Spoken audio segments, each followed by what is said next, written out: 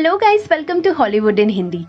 आज हम एक ऐसी स्कैरी मूवी के बारे में बात करने वाले हैं जिसमें एक चुड़ैल सिर्फ और सिर्फ छोटे बच्चों को ही अपना निशाना बनाया करती थी और ये मूवी बेहद डरावनी है जो आपके रोंगटे खड़ी कर देगी। तो चलिए मूवी की एक्सप्लेनेशन के साथ शुरू करते हैं। मूवी की शुरुआत 1985 में होती है जहां मैगन नाम की एक लड़की बच्चे को बेबी सेट करने के लिए एक घर में पहुंचती है। पर वहां पहुंचते ही मैगन को ये समझ आता है कि उस घर में कुछ तो गड़बड़ है और वहां जरूर कुछ गलत हुआ है और जल्द ही मैगन को बेसमेंट से कुछ आवाजें आती है। और जब मैगन नीचे बेसमेंट में पहुंचती है तो उसके होश ही उड़ जाते हैं क्योंकि वो देखती है कि घर की मालकिन अपने ही बच्चे को मारकर उसका मांस खा रही होती है। ये देखकर मैगन काफी डर जाती है और वहां से भागने की कोशिश करती है, पर तभी घर के ओनर वहां आ जाते हैं और मैगन के मुंह पर दरवाजा बंद कर देते हैं, जिसके बाद हमें मैगन की दर्द भरी चीखें सुनाई पड़ती है और साथ ही उस डोर पर एक अजीब सा सिंबल होता है जिस पर इस सीन को यहीं कट कर दिया जाता है और मूवी प्रेजेंट डेट में आती है, जहां हम मूवी के लीड एक्टर बेन से मिलते हैं जो 17 साल का हाई स्कूल स्टूडेंट होता है। बेन के माता पिता अलग रहते हैं क्योंकि उनका डिवोर्स होने वाला होता है और गर्मियों की छुट्टी में बेन अपने पिता से मिलने जा रहा होता है। बस में एक बूढ़ी औरत बेन के प्लास्टर को देखते हुए उसे लिटिल आर्टिस्ट कहती है और वो उससे ऐसा क्यों कहती है ये मूवी का बहुत ही बड़ा सस्पेंस है जो हमें मूवी के आखिर में पता चलेगा। इसके कुछ ही देर बाद बेन अपने पिता के घर पहुंच जाता है जिनका नाम लियम होता है। लियम एक छोटे से टाउन में रहते हैं और उसी टाउन के एक बीच पर वो एज अ मरीन चीफ काम कर रहे होते हैं। अब अगले दिन लियम बेन को अपने साथ बीच पर ले जाते हैं जहां बेन पार्ट टाइम जॉब करना शुरू कर देता है। वहां बेन की मुलाकात मैलोरी नाम की एक लड़की से होती है जो वहां के बच्चों को स्विमिंग और बोटिंग सिखाती है। पहली मुलाकात में दोनों की काफी अच्छी दोस्ती भी हो जाती है और कुछ देर बाद बेन अपने पिता को सारा नाम की एक औरत के साथ देखता है और उसे पता चल जाता है कि सारा के साथ उसके पिता का अफेयर चल रहा होता है। जिसके बाद सीन बेन के नेबर्स के घर पर शिफ्ट होता है जहां एक फैमिली समर वेकेशन स्पेंड करने के लिए आई होती है। इसी दौरान एबी अपने बेटे डिलॉन के साथ जंगल में घूमने जाती है जहां डिलॉन फोटो खींचता हुआ अपनी मां एबी से थोड़ा दूर निकल आता है और वहीं उसकी नजर एक बड़े से होल वाले पेड़ पर पड़ती है जिस पर वही सिंबल होता है जो मूवी के स्टार्टिंग में दिखाया गया था। उस पेड़ से डिलॉन को एबी की आवाज में कोई अपनी तरफ बुलाने लगता है, पर उसके पास ना जाने पर वो आवाज धीरे धीरे एक चुड़ैल की आवाज में तब्दील हो जाती है जो डिलॉन को धमकाने लगती है। पर तभी सही टाइम पर एबी डिलॉन के पास आ जाती है और जब डिलॉन पीछे पलट कर देखता है तो वो पेड़ वहां से गायब हो चुका होता है। जिसके बाद एबी और डिलन घर लौट आते हैं और जब टाई घर लौटता है तो वो अपनी कार में एक मरे हुए हिरन को देखता है। जब वो आके एबी से इसके बारे में पूछता है तो एबी उसे बताती है कि जब वो लोग घर लौट रहे थे तो ये हिरन उनकी कार के सामने आ गया था और क्योंकि हिरन का मीट खाने में काफी अच्छा होता है इसीलिए वो रात को उसे डिनर में पकाने के लिए घर ले आई। इसके बाद एबी इंटरनेट पे देखकर हिरन को काटने की कोशिश करती है, पर जब वो उसे एक कट लगाती है तो उसमें से काफी गंदी बदबू आने लगती है जिस पर एबी हिरन को वहीं छोड़कर चली जाती है। उसी रात हम देखते हैं कि जब सब सो रहे होते हैं तो हिरन के अंदर से एक अजीब सा क्रीचर बाहर निकलता है। इसके बाद सीन बेन के घर पर शिफ्ट होता है जहां बेन सो रहा होता है और उसी दौरान उसे अपनी छत पर किसी के चलने की आवाज आती है। ये चेक करने के लिए बेन अपने घर के बाहर निकलता है और पहुंच जाता है एबी के घर के सामने जहां उसे क्रीचर की एक हल्की सी झलक नजर आती है, पर इससे पहले कि वो कुछ देख पाता वहां टाई आ जाता है और बेन को वहां से भगा देता है। नेक्स्ट डे एबी जब अपने बगीचे में पहुंचती है तो उसके पास जाते ही सारे फूल मुरझा जाते हैं। नेक्स्ट सीन में हम बेन को ग्रोसरी स्टोर में देखते हैं जहां उसकी मां का फोन आता है और वो फोन पर कहती है कि मैं अपने बॉयज को बहुत मिस कर रही हूं, पर बेन ये समझ नहीं पाता कि उसकी मां ने बॉयज क्यों कहा। बेन के पिता उस रात बेन को अपनी गर्लफ्रेंड से मिलवाना चाहते हैं जिस पर बेन का मूड ऑलरेडी खराब होता है, इसीलिए वो इन बातों को इग्नोर कर देता है और घर जाने की बजाय वो मैलोरी के साथ एक पार्टी में चला जाता है जहां बेन और मैलोरी काफी ड्रिंक कर लेते हैं। जिसके बाद मैलोरी जब बेन के हाथ पे लगे प्लास्टर पर अपना नाम लिखने जाती है तो उसे वहां लिखने के लिए कोई जगह ही नहीं मिलती और ऐसा क्यों होता है वो हमें मूवी के आखिर में पता चलेगा। अब नेक्स्ट सीन में एबी का छोटा बेटा सैम रोने लगता है और एबी जब उसे चेक करने जाती है तो उसे क्रिब में बच्चे की जगह लकड़ियों के ढेर दिखते हैं, जिसे देखकर वो काफी घबरा जाती है और टाई को मदद के लिए बुलाने ही वाली होती है। तभी वो अजीब सा क्रीचर आकर एबी पर हमला कर देता है। अब देर रात जब बेन घर लौटता है तो वो एबी को अपने बच्चे के साथ जंगल की तरफ जाता हुआ देखता है। वो उसे पीछे से आवाज भी लगाता है पर एबी उस पर कोई रिस्पॉन्स नहीं देती और तभी वहां लियम आ जाते हैं जो बेन पर काफी नाराज होते हैं क्योंकि वो रात को डिनर के लिए नहीं आया होता, जिस पर उन दोनों की काफी आर्ग्यूमेंट भी होती है। अब अगले दिन हम टाई को देखते हैं जो बिल्कुल नॉर्मल बिहेव कर रहा होता है। उसे सैम की कोई चिंता ही नहीं होती। वहीं दूसरी तरफ एबी भी जंगल से वापस घर लौट आई होती है और वो बहुत ही अजीब बिहेव कर रही होती है। जब डिलॉन अपनी माँ के इस अजीब बिहेवियर को देखता है तो वो काफी घबरा जाता है। उसी रात बेन सारा से घर आने के लिए लिफ्ट मांगता है, जिस दौरान उसे पता चलता है कि सारा को मिल्क प्रोडक्ट से एलर्जी है। जब बेन अपने घर पहुंचता है तो वो डिलॉन को अपने रूम में छुपा हुआ पाता है और पूछने पर वो बताता है कि उसकी माँ अजीब बिहेव कर रही है, जिस पर बेन को भी एबी पर शक होने लगता है। और जब एबी डिलॉन को पूछने के लिए बेन के घर पहुंचती है तो बेन साफ इनकार कर देता है कि डिलॉन उसके घर पर नहीं है। पर तभी वहां टाई आ जाता है, जिसकी आवाज सुनकर डिलॉन घर के बाहर निकल जाता है और अपने पिता का हाथ पकड़ते हुए अपने घर वापस लौट जाता है। जब रात को वो लोग सो रहे होते हैं तब डिलॉन टाई को वार्न करता है कि एबी बहुत ही अजीब बिहेव कर रही है, पर टाई उसकी बात को बचपना समझते हुए इग्नोर कर देता है। अगले दिन बेन को मैलोरी से पता चलता है कि डिलॉन मरीन क्लास के लिए नहीं आया होता है और क्योंकि उसे एबी पर ऑलरेडी शक होता है इसीलिए वो भागता हुआ डिलॉन के घर पहुंचता है।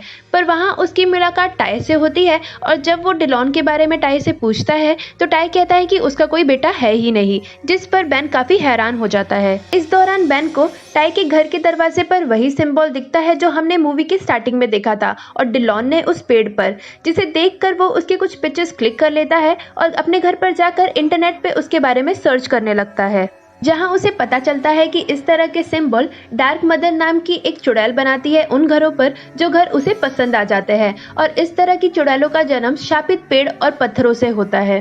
पर नमक इनके लिए तेजाब का काम करता है। साथ ही ये चुड़ैल सिर्फ औरतों के शरीर में रह पाती है और छोटे बच्चों को खाकर अपना भूख मिटाती है, पर वो ज्यादा दिन किसी के शरीर में नहीं रह पाती क्योंकि सोल के मर जाने पर बॉडी सड़ने लगती है। और यही सब एबी के साथ हो रहा था। और जब बेन को इसके बारे में पता चलता है तो वो अपनी खिड़की से एबी के घर पर नजर रखना शुरू कर देता है और जब वो एबी को अपने बेसमेंट से कुछ निकालता हुआ देखता है तो उसे उस पर शक होता है और ये सारी बातें वो मैलोरी के साथ शेयर करता है। पर मैलोरी को उसकी बात पर विश्वास नहीं होता और घर लौटते वक्त मैलोरी के घर के सामने एक नोट छोड़ देती है जिस पर लिखा होता है कि हम जानते हैं कि तुम्हारे बेसमेंट में क्या है।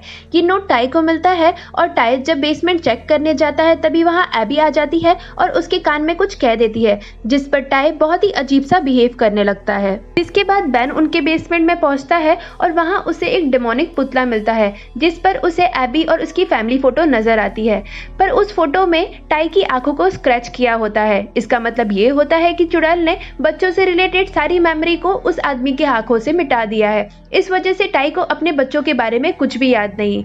साथ ही उसे वहां मैलोरी और उसकी फैमिली फोटो भी नजर आती है, जिसका सीधा मतलब ये होता है कि चुड़ैल की अगली शिकार कोई और नहीं बल्कि मैलोरी की छोटी बहन लिली है। और जब बेन मैलोरी को कॉल करके इसके बारे में बताता है तो इसका कोई भी फायदा नहीं होता क्योंकि मैलोरी उसे साफ इनकार करते हुए कहती है कि उसकी कोई छोटी बहन है ही नहीं। तभी वहां पर एबी आ जाती है जो लिली को अपने साथ लेकर जंगल की तरफ चली जाती है। बेन भी बहुत सही वक्त पर वहां पहुंच जाता है और उनका पीछा करते हुए उस पेड़ तक पहुंचता है जहां वो लिली को बचाने की काफी कोशिश करता है, पर खींचातानी में बेन का हाथ छूट जाता है और उसका सर जाकर पत्थर से टकरा जाता है, जिसकी वजह से वो बेहोश हो जाता है। और जब उसकी आंखें खुलती है तो वहां काफी रात हो चुकी होती है, साथ ही वो पेड़ भी वहां से गायब हो चुका होता है। अब जब बेन घर पर वापस लौटता है तो लियम उस पर काफी नाराज होते हैं पड़ोसी के घर के बेसमेंट में जाने के लिए, जिस पर बेन उन्हें सब कुछ सच बता देता है कि एबी ने अपने दोनों बच्चों को मारकर खा लिया है, पर लियम उसकी बात पर विश्वास नहीं करते। इसी दौरान बेन जब सारा से किचन में बात कर रहा होता है तो सारा अपनी कॉफी में दूध डाल रही होती है। साथ ही उसके पास जाने पर वहां रखे फ्लावर्स भी सूख जाते हैं और बेन को समझ आता है कि ये असली सारा नहीं है, जिस पर वो वहां रखे नमक से उसके ऊपर हमला कर देता है, जिस वजह से चुड़ैल अपने असली रूप में आ जाती है। जब चुड़ैल बेन पर हमला करने वाली होती है तभी बेन एक नाइफ निकालकर उसके ऊपर हमला कर देता है। तभी लियम वहां आ जाते हैं और बेन को पकड़ लेते हैं। सारा पर हमला करने के कारण पुलिस बेन को अरेस्ट कर लेती है। इसी दौरान सारा पुलिस वाले के कान में कुछ कह रही होती है और जब बेन ये देखता है तो वो चिल्ला चिल्ला कर अपने पिता से एबी के बेसमेंट को चेक करने के लिए कहता है, पर तभी पुलिस वाले उसे वहां से लेकर चले जाते हैं। अब सारा के स्पेल में होने के कारण मैन बैन को एक सुनसान जगह पर ले जाकर पानी में डुबो के मारने की कोशिश करता है, पर तभी वहां एक डॉग आ जाता है जो पुलिस वाले के ऊपर हमला कर देता है, जिस वजह से बैन की जान बच जाती है। और होश में आने के कारण पुलिसमैन काफी कंफ्यूज हो जाता है और खुद को ही गोली मार लेता है। वहीं दूसरी तरफ लियम बैन की बातों से कंफ्यूज होकर एबी के बेसमेंट को चेक करने पहुंचता है, पर वहां उसे कुछ भी नहीं मिलता। उसी दौरान उसे टाई गैराज की तरफ बढ़ते हुए नजर आता है और जब लियम उसका पीछा करता है उसे वहां एबी की सड़ी हुई लाश मिलती है। साथ ही टाई चुड़ैल के वश में होने के कारण सुसाइड कर लेता है। साथ ही लियम को वहां वो सारी चीजें मिलती है जिसके बारे में बेन बात कर रहा होता है। ध्यान करने की बात यह होती है कि वहां लियम को खुद की फैमिली फोटोज भी मिलती है और उनकी आंखों पर स्क्रैच किया होता है। लियम ये समझने की कोशिश कर रहा होता है कि सारा वहां हिरन का स्कल पहने आ जाती है और लियम के ऊपर हमला कर देती है। इसी दौरान खुद को बचाने के चक्कर में उसके हाथ से एक कैंडल गिर जाता है और गैराज में आग लग जाती है। अब सारा लियम को मारने ही वाली होती है, तभी बेन वहां आ जाता है और पिस्टल से उसके ऊपर शूट कर देता है, जिस वजह से लियम बच जाते हैं। पर वहां आग लगने के कारण वहां रखी सारी ही फोटोज जल जाती है, जिस वजह से उनकी मेमोरी धीरे धीरे वापस आने लगती है और वैलेरी को अपनी बहन लिली के बारे में याद आ जाता है। साथ ही बेन को अपने भाई नेथन के बारे में भी याद आ जाता है और यहाँ मूवी का सबसे बड़ा ट्विस्ट रिवील होता है। दरअसल बेन का एक छोटा भाई भी होता है और उस वक्त बेन को समझ आता है कि बस में उस ओल्ड लेडी ने लिटिल आर्टिस्ट उसे नहीं बल्कि उसके भाई नेथन को कहा था। साथ ही मैलेरी को उसके प्लास्टर पर लिखने के लिए जगह इसलिए नहीं मिल रही थी क्योंकि नेथन ने उस पर ऑलरेडी डिजाइन कर रखा था और उस रात एबी के डर के कारण डिलॉन नेथन से मिलने आया था, ना कि बेन से। और उसी रात एबी जब बेन से पहली बार मिली थी तो उसने बेन के जहन से नेथन की सारी मेमोरीज को खत्म कर दिया था। अब नेथन शुरुआत से ही बेन के साथ था, पर क्योंकि हमने पूरी मूवी को बेन के नजरिए से देखा था इसीलिए हमें ये बात पता नहीं चली। इसके बाद मैलेरी बेन को फोन कर लिली के बारे में पूछती है और बेन उसे सब कुछ बता देता है, जिसके बाद वो लोग जंगल की तरफ उसी पेड़ के पास जाते हैं जहां वो चुड़ैल बच्चों को मारकर खाया करती थी, क्योंकि उन्हें विश्वास था कि लिली और नेथन अभी भी जिंदा हैं। इसके बाद बेन मैलेरी को बाहर छोड़कर अंदर होल में चला जाता है नेथन और लिली को बचाने के लिए, पर वहां वो चुड़ैल को उसके असली रूप में देखता है। पर जैसे तैसे करके वो किसी तरह से नेथन और लिली को बाहर निकाल लेता है और जब वो खुद वहां से बाहर निकलने लगता है तब चुड़ैल उसका पैर पकड़ लेती है और पेड़ के बाहर आने लगती है। पर तभी सही टाइम पर लियम आ जाते हैं और गाड़ी को फुल स्पीड में ले जाकर उस चुड़ैल के ऊपर चढ़ा देते हैं। साथ ही वो उस पेड़ को आग भी लगा देते हैं। अब सीन कुछ दिन के बाद का दिखाया जाता है जहां सब अपनी लाइफ में सेटल हो रहे होते हैं। मैलेरी ने दोबारा से अपनी जॉब ज्वाइन कर ली होती है और लियम और बेन भी टाउन छोड़कर अपनी मॉम के पास जा रहे होते हैं।